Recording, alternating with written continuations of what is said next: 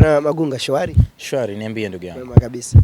Kwema kabisa. Kila kitu kipo mahala pake. Mwezi wa mfungo na tunafunga kaka, au ndo wale mastrika msimu na goli moja? Mimi ni mkweli, nafunga lakini sio siku zote. Kwa sababu kufunga unajua ni masuala ya kiimani, ni ibada. Kwa kuna siku unaona kabisa upo sawa, bora usifunge. Ndio mimi ninachokifanya. Yaani nikiona kabisa siku hiyo sijakaa kiibada, sifungi. Lakini najitahidi, yani katika siku kwa wiki angalau naenda siku 4 hivi, 3.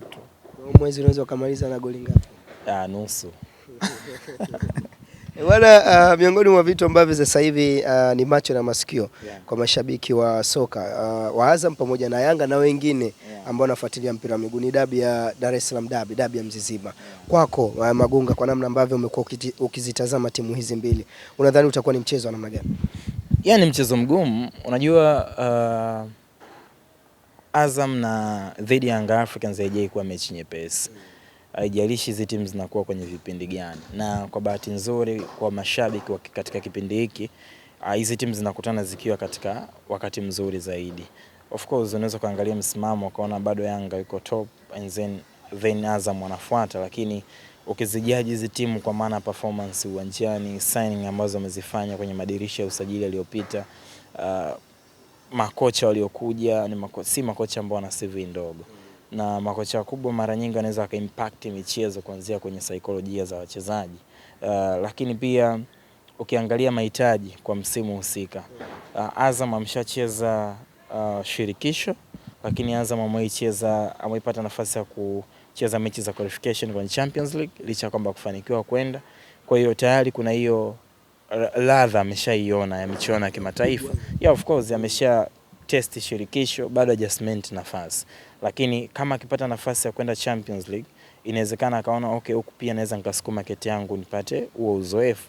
Hawezi kujilimit kwamba mimi nimaliza nafasi ya 3 au ya 4 ili nirudi tena shirikisho. Lakini kwa Young Africans wao ni utamaduni wao, ni klabu ambayo inashinda sana mataji na imefanikiwa kushinda mataji mengi. Kwa hiyo haijalishi wanapitia nini, wapo katika kipindi gani, excuses kwao sio jambo la msingi sana. Of course, kuanzia mashabiki mpaka viongozi.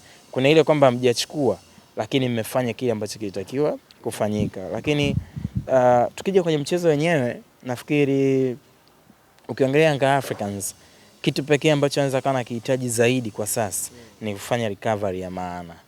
Yaani maandalizi bora, miongoni mwa maandalizi bora ni kurejesha miili ya wachezaji kwenye kiafya kuwa sawa sawa. Wachezaji wako sasa? No, fixtures. Hapa nazungumzia ratiba. Unajua kwa bahati mbaya sisi tunatazama tu zile mechi kwenye television au tunasikiza kwenye radio ama tunaenda viwanjani. Lakini recovery ya mchezaji isipokuwa sawa sawa, mchezaji performance yake pia inaathirika uwanjani. Na nimekwambia fixture kwa sababu kikanuni inaruhusiwa kwamba ndani ya masaa 70, baada ya masaa 72 mtu anaweza akacheza mechi. Lakini sasa wale ni binadamu. Yaani kuna hiyo room lazima pia tuiweke. Wamecheza mechi ya kwanza, wameenda kucheza mechi nyingine Dodoma, wamerudi hapo kwenye safari, wanatakiwa fanya maandalizi, wanaenda kucheza mechi nyingine yenye intensity ya hali ya juu. Hii point pia inawagusa hata Azam kwa sababu sio kwamba walikuwa wamekaa 2 weeks wako tu wamepumzika. No. Kesho tena watakuwa, siku za nyuma hapa wamecheza mechi na Pamba, wamecheza mechi na Tanzania Prison, wamecheza mechi na Dodoma Jiji. Kwa hiyo pia na wenyewe walikuwa ugenini kama unakumbuka, walifunga safari. Tanzania Prison walifuata ugenini kama unakumbuka. Kwa hiyo wenyewe pia wanajua kwamba sehemu muhimu zaidi kwa sasa ni recovery. Yaani sasa hivi inawezekana kuna vitu vingi vipi ambavyo walimu wanaweza kaingiza kwenye timu. Cha kwanza akawa anasisitiza zaidi recovery kwa kutumia watu maprofessional ambao wanadili na hivyo vitu. Lakini cha tatu ni kuandaa mentality za wachezaji, mitazamo yao kuelekea kwenye huu mchezo. Kwa sababu huu ni mchezo ambao unaweza kaamua vitu vingi, especially kwa timu kama Young Africans na Azam FC wenyewe. Azam wakishinda game on tunasema kwenye title race. Yaani unaendelea kuwaweka pale. Kwa tena inawezekana hata akifungwa wanaweza kaendelea kuwepo, lakini kama wanashinda basi probability ama makadirio yanazidi kusogea juu. Of course, lakini ukiwazungumzia Young Africans kama wanashinda, maana yake wanakuwa wamembeat Azam kwenye gap la alama, lakini wanakuwa wamembeat Simba kwenye hilo gap la alama. Kwa hiyo kwake inakuwa ni faida mara mbili zaidi. Kwa hiyo ndio maana nimesema kwenye eneo la mentality. Lakini tatu ni maandalizi ndani ya uwanja. Timu zote mbili namna gani mnaweza mkajiandaa. Kuna ubora lakini pia kuna mapungufu. Kwa kipindi kilichobaki uweze kufix mapungufu yote ambayo yanakukabili. Kwa unaweza kutumia ubora uliokuwa nao ili kulinda ama kudhibiti hata yale mapungufu ambayo yanakukumba. Mfano ukiangalia Young Africans ni timu ambayo ina shida sana kwenye transition kwa maana mabadiliko. Timu kuna wakati inaweza ikawa inashambulia na kuna wakati inazuia. Sasa kwenye hizi moment zote mbili unaweza ukapoteza mpira. Unanielewa? Unaweza ukazuia ukiwa na mpira. Kuzuia unapokuwa na mpira ndio kipindi ambacho unakaa na mpira kwa muda mrefu. Hiyo ni sehemu moja wapo ya kuzuia. Sasa unapokaa na mpira muda mrefu kuna wakati unaweza ukaupoteza. Mpangilio wako uwanjani upo vipi? Na kuna wakati ambao unaweza ukawa unashambulia wewe. Je, ukiporwa mpira wakati wewe unashambulia, mpangilio wako uwanjani pia kwa wachezaji upo vipi? Hicho ni kitu ambacho Young Africans nafikiri kinawasumbua. Na moja inawezekana inaanzia kwenye training. Unajua kwenye mazoezi kuna vitu mnaweza mkao mnafanya nyinyi labda mvioni au mwalimu anaviona lakini anakuwa wa kwanza kuviwahi kuvidhibiti.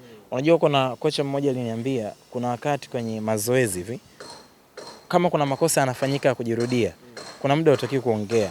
Acha wachezaji waadhibiane mpaka mwisho. Alafu uje wa remind kwamba unaona magoli tuliofungwa ama mnaona magoli mliofungwa timu fulani ama timu fulani mmefungwa kwa sababu mlifanya kosa pale na pale na pale. Lakini ukiwa unayawahi makosa kwamba hapo usifanye hivi fanya hivi, inawezekana mtu asione impact kwa sababu hajaona zao la mwisho. Unanielewa? Lakini pia kwa Azam changamoto yao kubwa na wenyewe nimeiona ni namna ambavyo wanaweza akawa kwenye game management, usimamizi wa mchezo. Hilo ni eneo ambalo kuna namna kama linawasumbua. Mfano ukirejea mechi mbili zilizopita, toa mechi ya Dodoma, chukua mechi ya Pamba, au chukua game zote ambazo wamepata sare. Kuna game ambazo kuna vitu viwili hapo. Kuna moja, Azam matumizi ya nafasi ni changamoto kwa asilimia kubwa sana. Wanatengeneza nafasi nyingi sana, nyingi. Azam mpaka sasa wametengeneza zaidi ya nafasi 80 kwenye ligi yetu za wazi, lakini wameshindwa kuzitumia. Unanielewa? Kingine kinachowasumbua Azam ni kuwa na control ya muundo wao kiutendaji na mchezo kwa dakika 90. Yaani unajua kuna muda huwezi kumiliki mpira muda wote. Kuna muda wapinzani watachukua mchezo, lakini wewe unatakiwa uadapt na kudhibiti muundo wake wa kiutendaji unapokuwa hauna mpira. Ni kitu ambacho Azam pia kinawasumbua. Kwa nafikiri walimu wanajua. Kwa hiyo nini ambacho watafanya wao wanajua. Ni nini ambacho watafanya, lakini so funny bonge moja la mechi. Yupi kwako ni favorite kwenye mchezo huu ambaye anaingia kama unaweza kumpa nafasi kubwa ya kuibuka na ushindi? Kitakwimu utawapa Young Africans kitakwimu kwa sababu favorite tunamconsider kwa takwimu. Lakini pia hata ukigawa asilimia inawezekana ikawa ni 49 kwa 51. Yaani licha kwamba Young Africans kitakwimu yupo juu, lakini inawezekana kwa performance na viwango kwa timu zote mbili hawajaachana sana. Takwimu zinatokea kwa sababu hawa watu kila mtu ana njia yake ya kupita mpaka hapa wanapokutana. Kwa wewe ulipokutana na wapinzani wako nini ulifanya? Na mimi nilipokutana na wapinzani wangu nini nilifanya? Kwa hiyo si aina ya mechi ambayo unaweza kusema kuna gap kubwa sana la ubora. No. Nafikiri kuna gap dogo ambalo ndilo yani inawezekana hata Young Africans na nyinyi hawana hicho kiburi cha kusema bwana kwa sababu si ni favorite basi we need to be more comfortable. No. Hawezi kuwa hivyo. Nafikiri Yanga wenyewe ndio watakuwa wanaona kabisa Azam msimu uliopita wametupa mechi ngumu sana. Msimu huu Azam wamemfunga Simba. Yani sio kwamba walimbahatisha, walimfunga kwa sababu walikuwa na best plan kwenye ule mchezo. Kwa inawezekana kuelekea kwenye mchezo huu pia Yanga akawa na tahadhari ya kutosha kwamba watu sio kuwabeza. Azam pia inawezekana akaona kwamba sikilizeni, inawezekana wale wana pressure kubwa kuliko sisi. So hiyo ni sehemu ya advantage kwetu sisi. Unaona? Yeah. Bwana nikushukuru sana. Nashukuru.